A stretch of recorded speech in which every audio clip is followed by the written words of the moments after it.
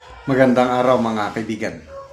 Bigyan natin ng reaction opinion itong post ang balita ngayon tungkol ito kay dating Speaker Romualdez na sinabi na ni Congressman Jude Asedre na wala daw siyang pananagutan, ligtas na, walang ebidensya na maglilink kay Romualdez sa flood control scam. Excuse me ha. So parang okay na. Nako, ito ngayon. Nagsalita ang ICI chairman. Delikado pa rin sila. Hindi pa kayo ligtas. Sabi, oh. So, good news ito para sa mga DDS. Oh. Kay BP Sara, hahalakhak na naman yan. Oh, hindi pa absueldo si Romualdez, ICI. Hindi pa tapos ang usapin. Ito ang malinaw na mensahe ng Independent Commission for Infrastructure. Matapos itama ang interpretasyon sa kanilang referral kaugnay ng issue ng flood control anomalies na kinakasangkutan ni dating House Speaker Martin Romualdez.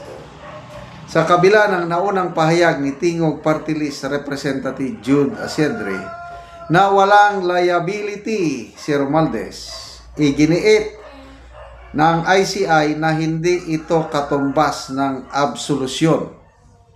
Walang finding pero hindi ibig sabihin ay clear. Kinumpirma ng ICI ang kanilang referral ay walang direktang conclusion ng guilty o liability. Ito ang pahayag ng chairman. The referral is issued without any finding or conclusion of guilt or liability on the part of former Speaker Romualdez. Ngunit, nilinaw rin ng komisyon na hindi ito nangangahulugan na inosente o absuelto na ang dating speaker. Oh. Ninyo? Asedre, pakinggan nyo ito.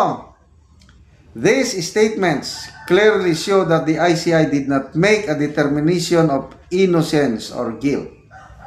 Ayon sa ICI, ang referral ay bahagi lamang ng proseso at layuning ipasa ang kaso sa Office of the Ombudsman para sa mas masusing investigasyon. Sabi niya, the Commission underscores that referring the matter is intended to permit the Office of the Ombudsman to undertake its own fact-finding inquiry. The Office of the Ombudsman is better equipped to determine whether circumstances warrant administrative or criminal accountability.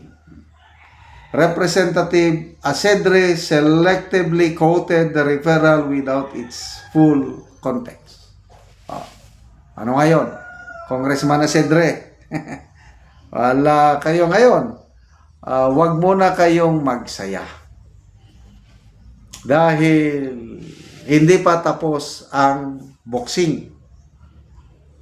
Baka mamaya biglang bumalik dito si Saldico at dala-dala ang mga ebidensya laban sa inyo. Okay. So, magbasa tayo sa mga comments.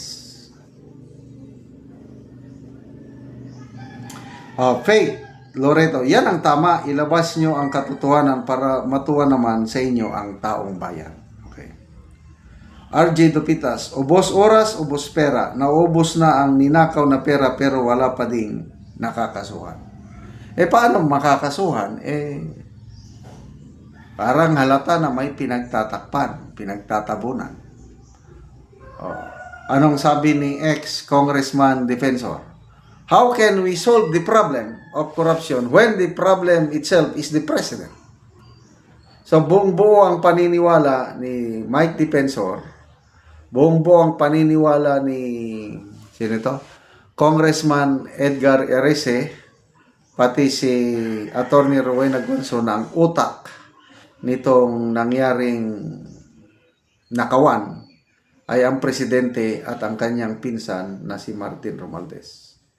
Kaya sabi ni Attorney Guanzon,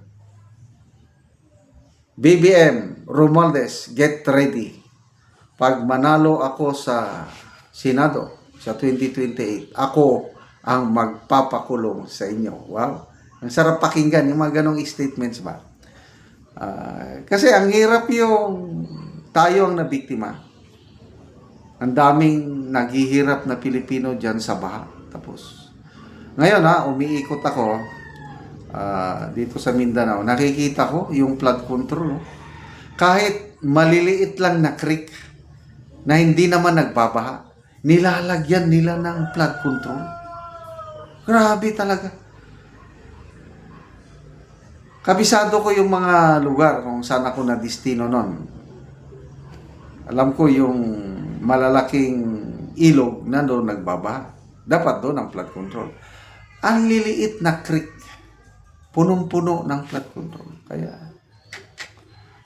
ginawa nila talagang gatasan ang flood control na ang biktima tayo, taong bayan. Kaya, kailangan talaga ng pananagutan.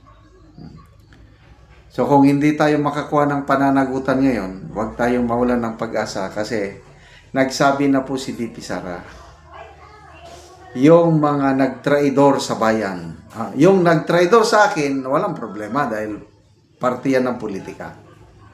I can forgive them. Siguro, yung mga pumirma sa kanyang impeachment complaint, sige, pero kaya walang problema yan. Kailang, yung mga nagnakaw,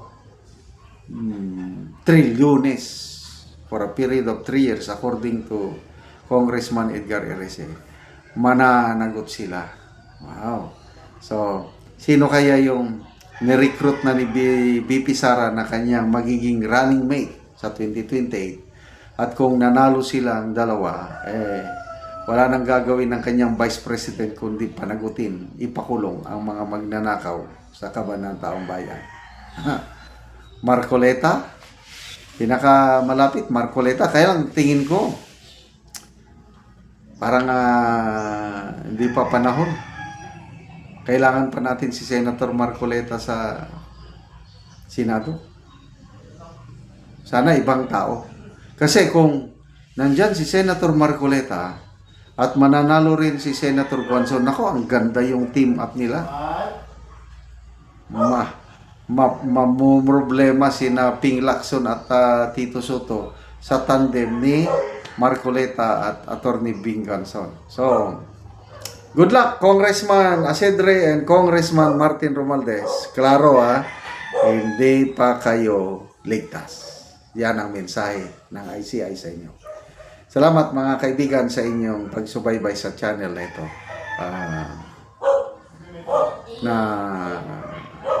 Ang sweldo natin sa channel na ito is pantulong po sa tribong Talaandig ng Bukidnon.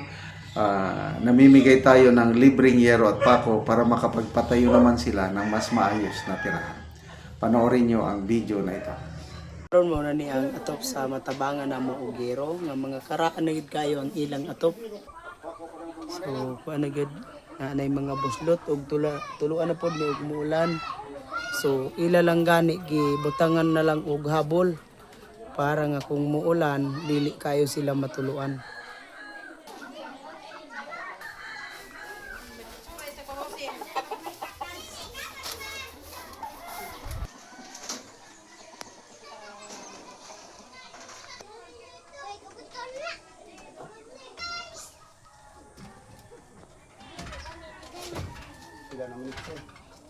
So karon niya pila na ni katuig ang imong balay nga mga buslot na? Pito naman katuig mo. Pito na katuig. So dugay-dugay na gyud. Oo, so unsay kuan ngano man niya sa pito na katuig wala mo nakapalit og yero para lang nga mapulian ang inyong atop. Oh, tungod gid sa kalisod. Tungod sa kalisod. Gamo sa rabi ta. Gamo. Adlaw ra og 200 ang adlaw kag 200 ang adlaw. So kuan lang gyud dito lang gyud sa pagkaon lang mataman. pagkaon. Oo. So naa kay kuan niya kanang estudyante nga naga-eskwela pa karon. Na Naa. So pila ka buok imong estudyante? upat. Upat. So kulangon pa gid ang tag 200 nga adlawan nimo. Wala gyud. Oo, so walay na budget para sa yero. Wala gyud. Oo. No nga gitawangan ko ninyo. Oo. Nakatupra gid ko sa akong sinya. Pila na katuig. Oo. Salamat po sa nagtabang sa kuha. Oo, lagi. Nga dili na kaya maulanan. Di nagyod Asa man imong asawa karon niya? naglakaw man. Naglakaw siya. So ikaw lang ang nakakaroon sa balay. So salamat kayo.